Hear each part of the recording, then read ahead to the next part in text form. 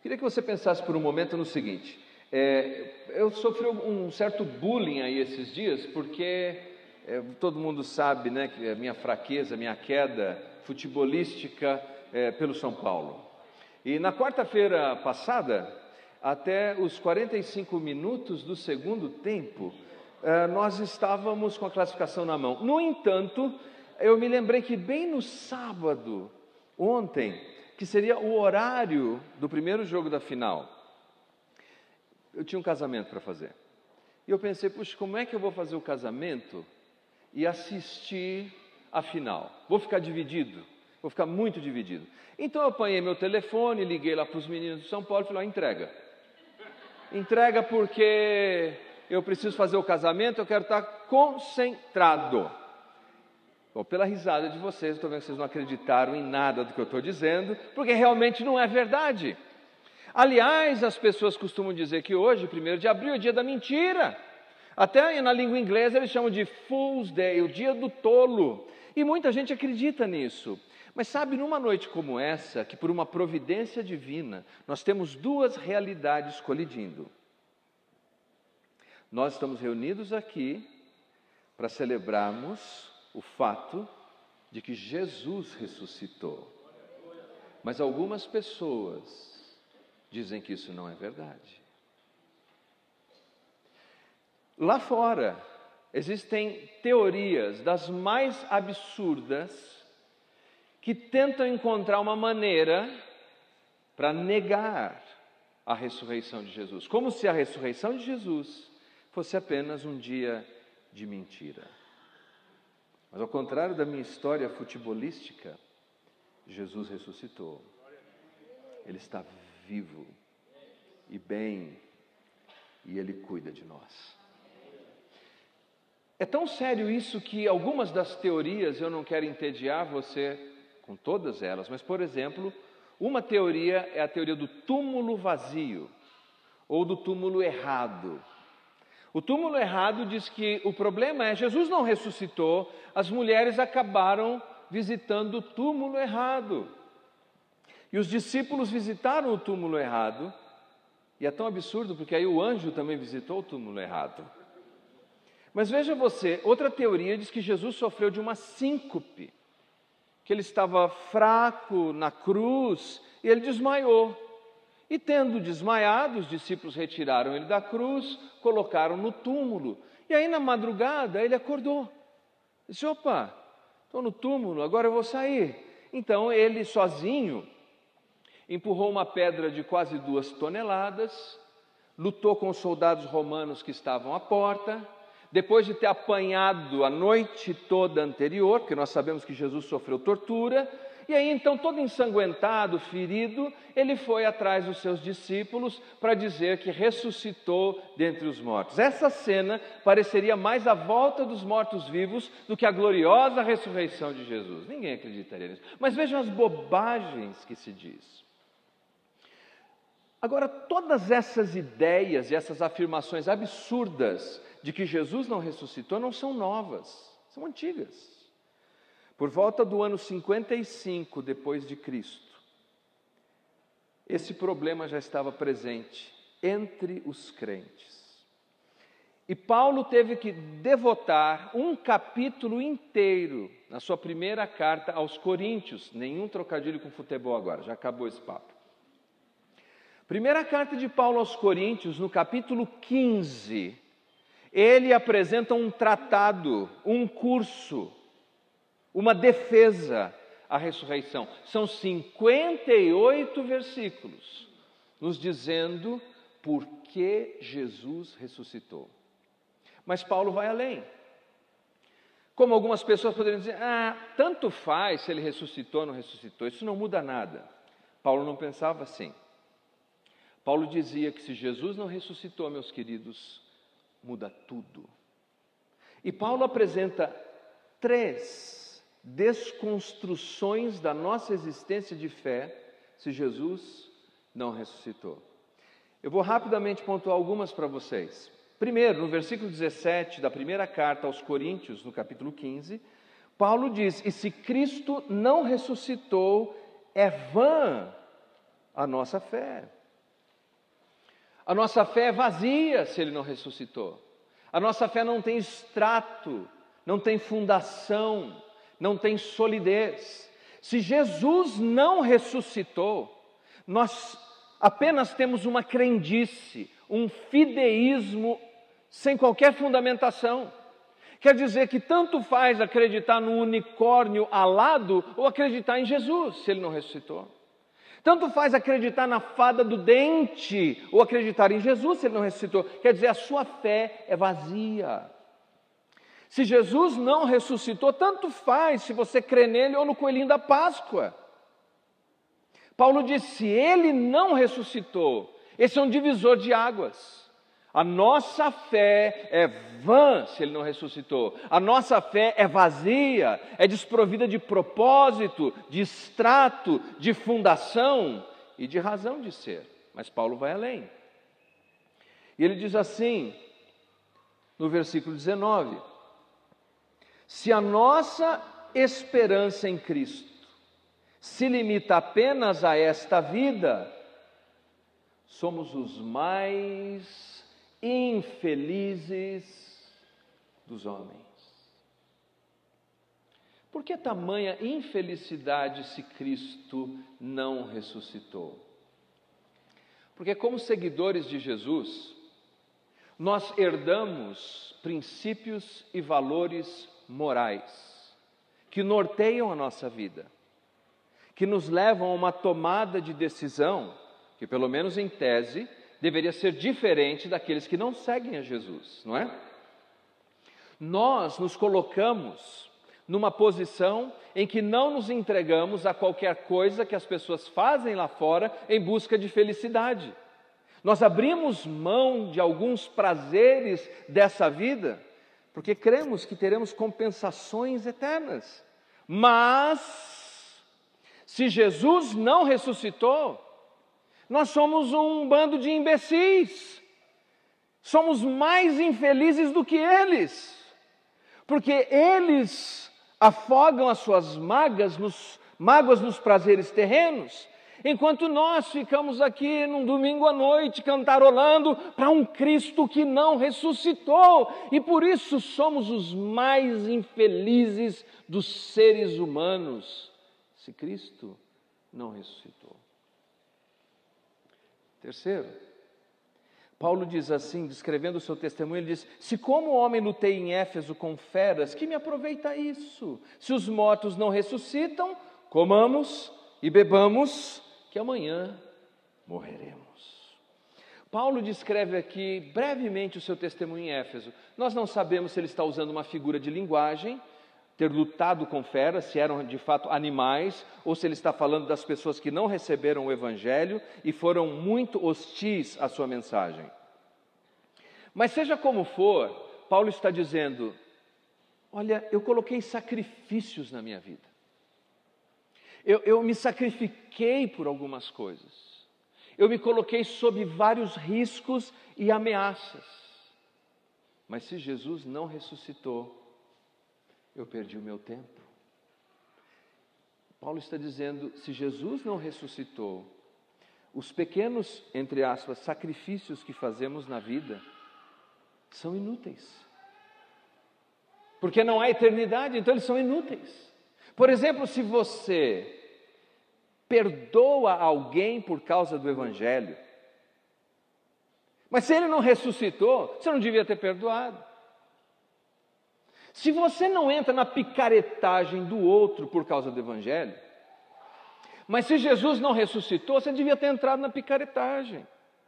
Paulo diz mais, se Ele não ressuscitou, a vida é tão desprovida de propósito, e todos morreremos, porque somos apenas um amontoado de células, que a melhor coisa a fazer é comer, beber, porque amanhã nós morreremos. Veja o que uma vida com Cristo morto produziria. Uma vida com Cristo morto produz instabilidade. As pessoas são instáveis. O escritor Maxwell Maltz, no seu livro Psycho-Cybernetics, disse algo interessante. Ele disse que 95%, ouça bem, 95% das pessoas sofrem de insegurança. Você olha aquela pessoa bem vestida, que caminha elegantemente, você pensa, ali vai uma pessoa segura de si. Por trás daquela capa social tem alguém inseguro. Eu sou um pastor. Você sabia que mais de 60% dos pastores, dos pregadores, nasceram em famílias disfuncionais e que sofrem de autoestima? E que um pastor, às vezes no final de um culto, se ele recebeu uma crítica, a semana dele acabou? Sabia disso? Porque você olha a embalagem, mas Deus conhece o coração. As pessoas são inseguras, são frágeis. E não é para ser inseguro e frágil se Jesus não ressuscitou. Pense só. Existem tantas coisas sobre as quais nós não temos controle algum. Se nós pararmos para pensar todas as coisas sobre as quais nós não temos controle, é para se sentir inseguro. Você nem sabe se consegue terminar, não quero assustar você, mas terminar essa reunião aqui. O seu próximo fôlego, você não sabe. Eu estava brincando com um irmão muito querido num casamento, ele falou, mais um casamento, hein, pastor, que você vai fazer? Eu falei, se Deus quiser. Ele falou, pastor, já está aqui, claro que Deus quer. Eu falei, mas irmão, e se daqui até lá no altar onde eu vou fazer o casamento, eu tiver um ataque cardíaco fulminante? Ele, misericórdia, Deus te guarde, pastor. Eu falei, você viu como eu tenho o dom de fazer as pessoas orarem? Até em situações como essa. Nós brincamos com essas coisas, mas nós não sabemos. Há tanta imprevisibilidade. Nós não controlamos a economia, nós não controlamos nossos políticos, nós não controlamos a maioria das coisas. Se controlamos algo, minimamente. E é por isso que nós sentimos tanta insegurança. Uma atriz americana chamada Carol Burnett, ela conta que quando era criança, ela era a palhaça da turma. Ela contava piadas, ela fazia caretas, todo mundo ria dela. E ela disse, sabe por que eu fazia isso? Porque eu era pobre e porque eu não era fisicamente atraente.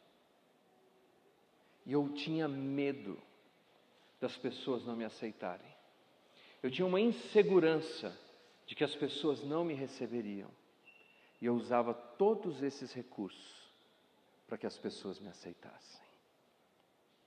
Ah, se fôssemos tirar as nossas máscaras nessa noite.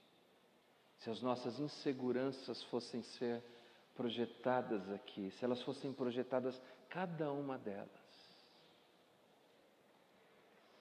Escritor Dr. Stuart Driscoll disse que é por isso, por toda essa insegurança, que as pessoas são mais agressivas, bebem demais, comem demais, criticam demais, são instáveis demais, porque lá dentro delas, escondido, você tem insegurança. Se Jesus não ressuscitou, é essa vida que temos. E Paulo falou, e se é essa vida que temos, olha, só nos resta comer demais, beber demais, porque amanhã nós morreremos. Mas a boa notícia é que Paulo se dedica a defender a ressurreição histórica de Jesus. Capítulo 15 da carta de Paulo aos Coríntios, vamos ler a partir do primeiro versículo.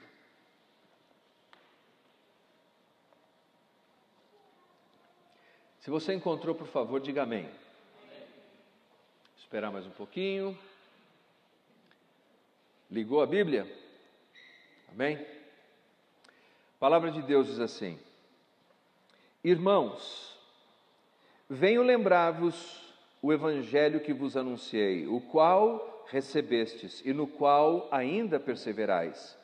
Por ele também sois salvos, se retiverdes a palavra tal qual vou-lhe preguei, a menos que tenhais crido em vão.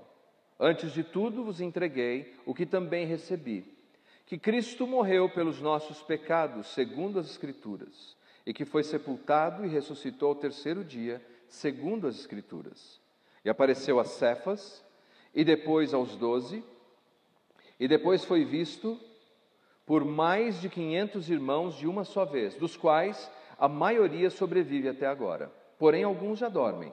Depois foi visto por Tiago, mais tarde por todos os apóstolos, e finalmente, depois de todos, foi visto também por mim, como por um nascido fora de tempo. Note que Paulo inicia dizendo: irmãos, venho lembrar-vos do evangelho que anunciei. Lembrar, a palavra grega pode ser traduzida por lembrar, notificar, fazer saber.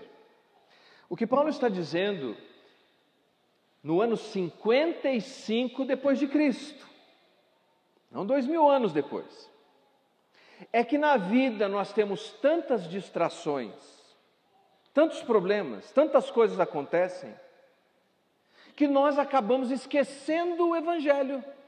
Ele disse: irmãos, eu quero lembrar vocês qual é o evangelho, porque vocês estão sob o risco de esquecerem qual é o evangelho. E não é exatamente o que acontece, se aconteceu lá, não acontece hoje. Alguns de nós já não pensam mais na realidade histórica da ressurreição de Jesus. Qual é a implicação prática da ressurreição de Jesus e como ela deveria mudar as nossas vidas. Outros vivem como se não fizesse a menor diferença se Jesus ressuscitou ou não. E o que acontece é que quando nos distanciamos da ressurreição histórica de Jesus, nós nos tornamos pessoas mais inseguras. Por quê? Porque não temos a certeza de que Ele está conosco. Basta acontecer algo, o nosso mundo ficar ligeiramente abalado, seja por um problema de saúde, seja por um problema financeiro, seja por um problema de relacionamento, seja por uma imprevisibilidade qualquer que veio ao nosso caminho, e o nosso mundo se transforma em gelatina. Por quê? Porque estamos distanciados da mensagem do Evangelho. Eu quero lembrar, diz Paulo, o que é esse evangelho que eu anunciei a vocês. E esse capítulo é muito rico. Eu quero encorajar você a ler em casa, mas nós não vamos fazer aqui, são 58 versículos. Eu vou me deter nessa noite apenas no versículo 1. E diz assim: o qual recebestes. O qual recebestes. O tempo verbal, na língua grega, o qual recebestes aqui, descreve uma resposta no passado, algo que aconteceu ali, que foi totalmente concluído. O que quer dizer isso? Foi um milagre que aconteceu quando eles receberam o Evangelho. Se vocês receberam o Evangelho, e quando receberam o Evangelho, aconteceu uma transformação na sua vida. Você se tornou alguém novo, algo aconteceu no seu coração. Deixa eu te dizer, a primeira vez que eu fui a uma igreja evangélica, na minha adolescência, eu não fui porque eu estava buscando o Evangelho de Jesus. Eu fui porque o meu amigo adolescente disse que estava cheio de menina bonita na igreja. A Julie não estava lá, eu fiquei desapontado na época. Mas foi por isso que eu fui na igreja.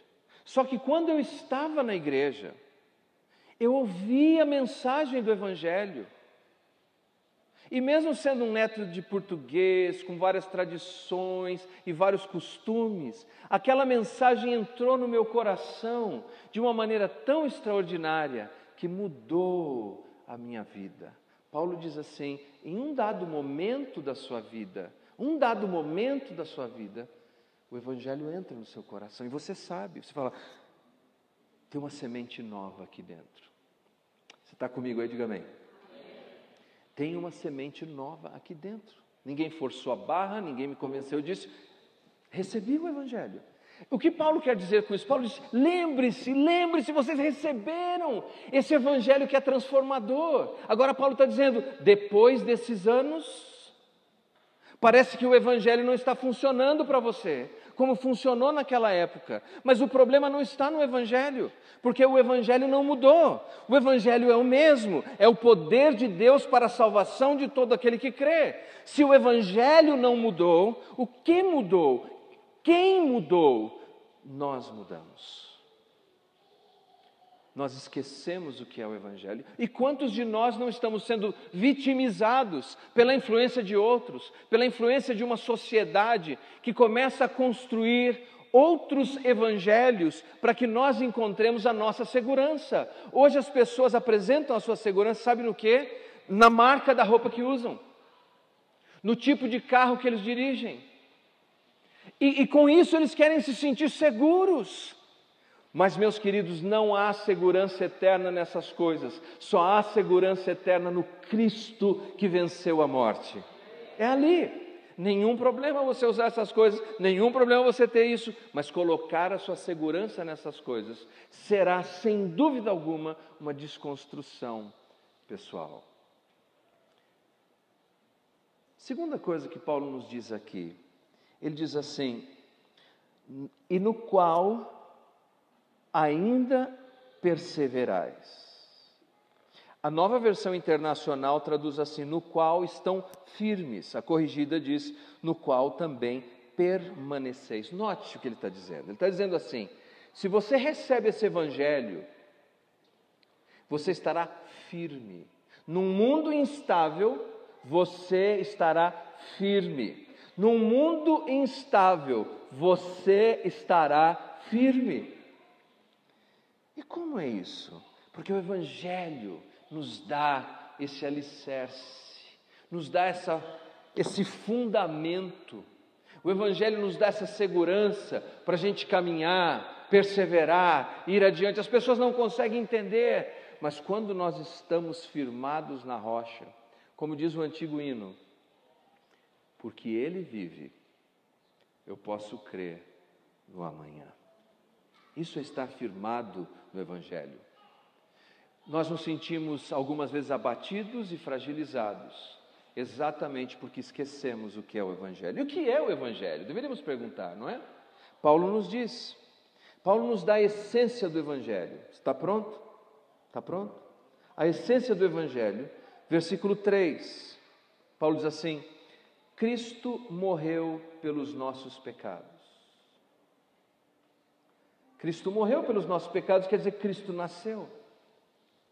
Cristo foi sepultado e Cristo ressuscitou ao terceiro dia. Essa é a essência do Evangelho. E Paulo vai adiante para dizer, bom, se ele morreu é porque ele é uma pessoa histórica. Ele nasceu, ele foi sepultado, não foi uma brincadeira qualquer, ele foi colocado num sepulcro. Se há alguém aqui nessa noite que já sepultou alguém querido, um pai, uma mãe, um filho, se alguém que está aqui já fez isso, sabe qual é a dor de olhar um túmulo? Paulo está dizendo, é essa dor do Evangelho, de um Jesus histórico que nasceu, que morreu e que foi sepultado. Mas no terceiro dia, ele ressuscitou. E ele diz assim, e ele foi visto por Kefas, Pedro, e ele foi visto pelos 12 discípulos, e ele foi visto por mais de 500 pessoas. E naqueles dias Paulo disse, dos quais a maioria está vivo. Se você quer tirar dúvida, vai falar com eles. Alguns dormem, mas ainda estão vivos, a maioria. Vai perguntar. O que Paulo está dizendo é que crer em Jesus é algo que tem fundamentação na história. Quando a Bíblia fala de Pôncio Pilatos, ele existiu. Quando fala de Herodes o Grande, ele existiu. Quando fala de João Batista, ele existiu. Quando fala de Pedro, ele existiu. A nossa fé está fundamentada na geografia. Jesus nasceu em Belém, da Judéia, um lugar que existe. O ministério de Jesus foi feito às margens do mar da Galileia. Ele foi batizado no Rio Jordão, em Israel. Você pode ir lá e ver os lugares por onde andou o nosso mestre. Mas mais do que isso, ele ressuscitou. A nossa fé na ressurreição de Jesus não é fé na fé de alguém. É a fé no testemunho de pessoas que foram testemunhas oculares. Eles disseram, nós vimos ele vivo, mais de 500 pessoas viram ele vivo. É por isso que quando Pedro pregou, em Atos capítulo 2, em Jerusalém. Jesus caminhou por Jerusalém mais 40 dias depois da sua ressurreição. Ele comeu com eles, ele bebeu com eles, ele conversou com eles. E quando Pedro pregou, milhares de pessoas se converteram. Por quê? Porque eles sabiam que o Evangelho é a verdade de Deus. Meus queridos, o que nos dá esperança?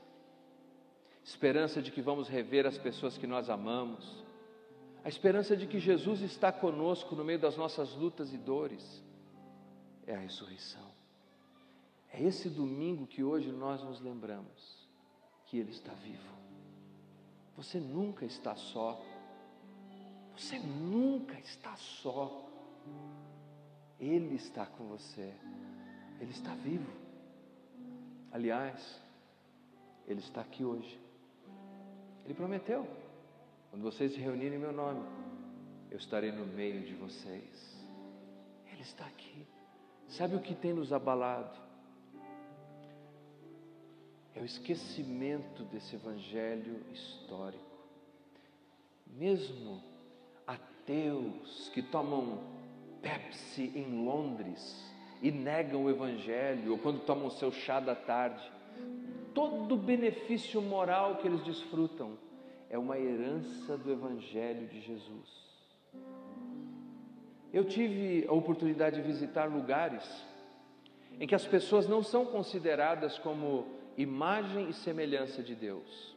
Eu não vou te dizer o país por uma questão ética, mas um colega que visitava na mesma época, nós estávamos em locais diferentes, mas nos mesmos dias visitando aquele país.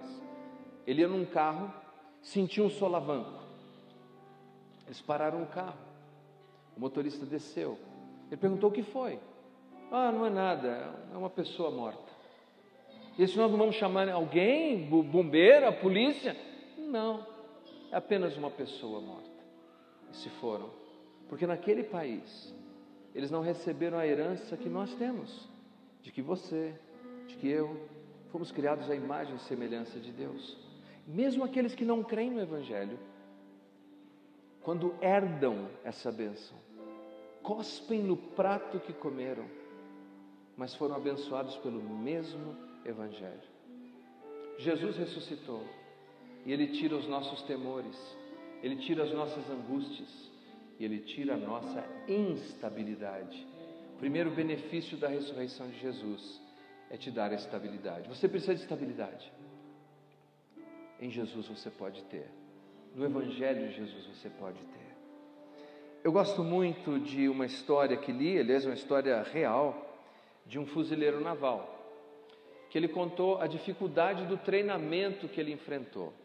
Ele disse que eles iam num bote para treinar um ataque surpresa a inimigos.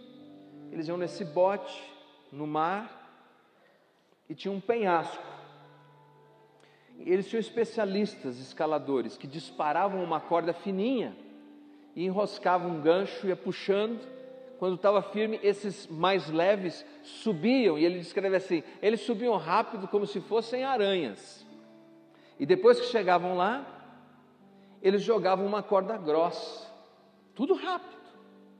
E eles estavam no barco, tinham que ter a coragem de agarrar na corda mais grossa e subir.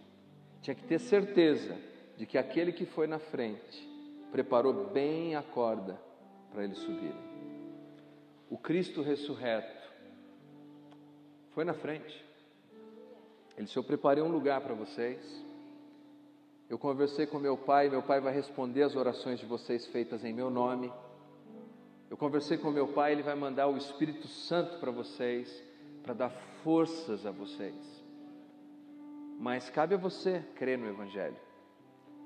Cabe a você dar um salto, não no escuro não, na luz, um salto na luz do Evangelho. Agarrar-se nessa corda de estabilidade, sabendo que aquele que preparou o caminho é justo, é fiel e é verdadeiro. O Evangelho de Jesus e a sua ressurreição nos dá estabilidade. Se você encontrar alguém que está perdendo a estabilidade na vida, que está balançando na vida, é porque perdeu o foco dessa firmeza da ressurreição histórica de Jesus. Vamos orar.